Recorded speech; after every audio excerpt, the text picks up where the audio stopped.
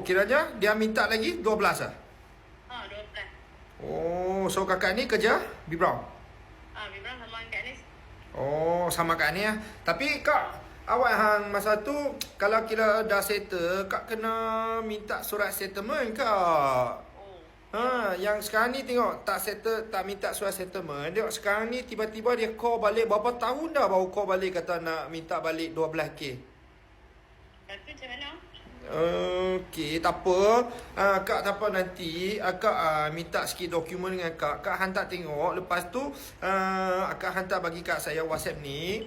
So I try lah. Kak berapa lama dah kerja B-Brown? Selama dengan ni dia 7. 7 tahun. 7 tahun di B-Brown lah. Dia mati dia bilang. Di bawah 7 tahun lah. Tak apa kak, nanti saya minta dokumen. Saya try tengok dokumen kak boleh lepas tak. Kalau tak lepas ni kak try bincang dengan dia orang. Saya ajak hang, kak ajak akak try bincang dengan depa. Dah lama dah. Dulu I tak settle ke apa ke, tak ada dapat surat settlement apa. Try bincang dengan dia orang, tengok boleh kurangkan baki tu tak. Kalau tak ada 12,000 rugi you kak. Dah banyak tahun tu, tak akan sudah. Ini macam dia orang cas sampai ni macam betul tak? Dia pun tak bagi tahu, tak settle tak apa kan kak? Diam saja kan?